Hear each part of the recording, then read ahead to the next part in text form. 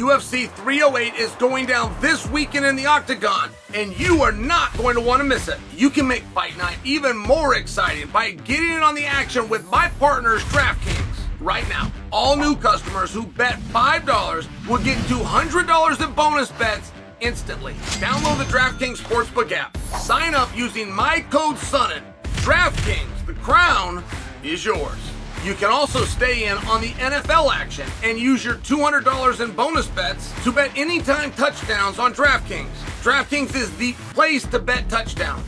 If sports betting is not yet available in your state, don't worry. You can still join in on all the fun with DraftKings Daily Fantasy and have a shot to win cash prizes. Download the DraftKings Sportsbook app now. New customers, download the app. Use my promo code SONNEN. Bet just $5 and get $200 in bonus bets instantly. That's promo code SONNEN.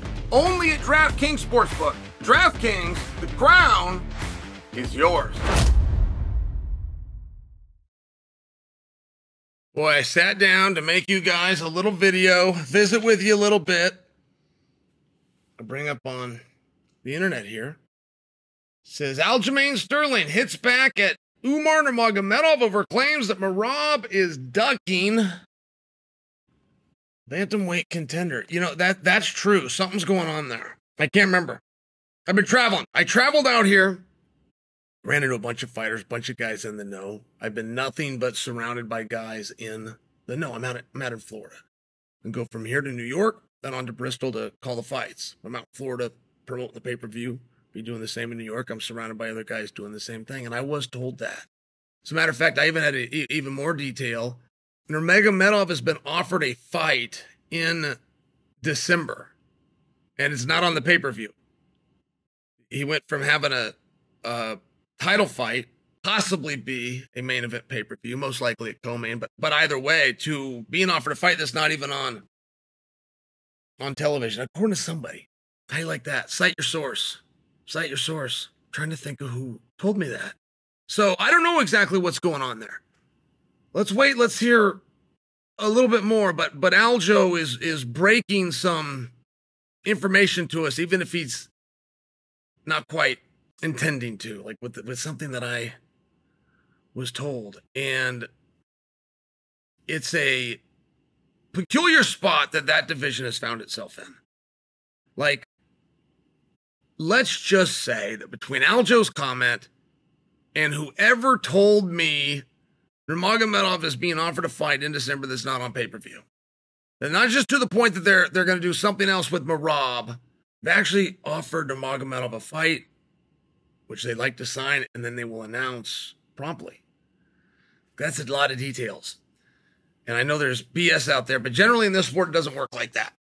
It just doesn't. If you start getting details like that, boom, you got something. So I'll see where that goes, but I would like to guess. I would like to speculate, because you're only as good as the information you have when you're given it. So Nurmagomedov's going to be the number one contender. He's going to fight the winner of Merab and Sean. And when you made that claim, you meant as long as it's Sean. But all of a sudden, when it's not Sean, and then you have a fight that has some controversy, the idea of running Sean right back for the very title that he dropped controversially, right? Like, that's got to be an option that you're going to do. That just wasn't on the table. It wasn't on the table because Sean said he had he got a little banged up, wanted a break. Might take 10 months, might even take a year off. But Sean ran that back. I mean, Sean ran that back as recently as a week ago, and now all of a sudden this week, we're hearing that Nurmagomedov could be doing something else, and I'm just suggesting for you, well, what else would you do with Merab? Unless we've got an illness or an injury here that we don't know about. And by the way, while I just made a very good case for you, for if this piece of Nurmagomedov comes off the board, based on the players left on the board, what are you going to do? I made a pretty good piece, but I don't think they're going to run that back. I don't think that's the match that they're going to do. I think you would also start looking at Davidson Figueiredo. I've never been completely satisfied with the idea that Sean O'Malley, twice, as the biggest star, we see guys that have punishments, or maybe guys that aren't shown the same reward. Respect is maybe the word. But those guys are hard to work with. Those guys aren't selling. Those guys aren't drawn. They're interchangeable mediocrities, and nobody wants to say that, but that's the whole cold hard truth. And they even know it themselves. And the phone rings and they get asked to do something that is abnormal to way other guys in their same position have been treated. They know I'm failing. My numbers aren't good. I'm skipping these press things. I don't want to do it. Put me in there, I'll fight. A great attitude to not make much money is that one. But I don't believe that should have happened to Sean O'Malley, who not only was doing everything right, was doing the PR, was bringing in the gate, was filling up the house, was moving the needle. He was doing it better than anybody. He was the top guy. I mean, if you're going to show a respect to anybody, or if we want to call it a reward, of course it's going to be him. But it wasn't. 2 for 2. He had to fight 2 guys at one night. One guy's in the cage and the other guy's sitting ringside.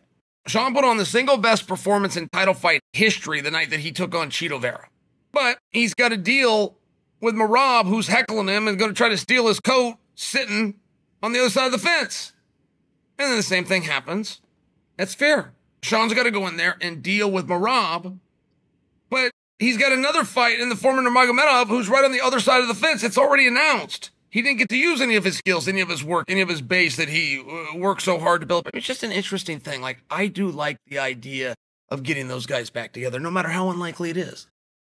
But if one piece of this story is true, which it looks like it is, somebody told me that. I remember who it was. Somebody told me that Nurmagomedov is not only not getting offered Merab, he's getting offered a completely different fight on a completely different card. In conjunction with Aljo's statement, if that's true, if Nurmagomedov has been removed and we're not dealing with an illness or injury, then you got to take the players and you got to put them together. And the one that would make the most amount of sense is a rematch.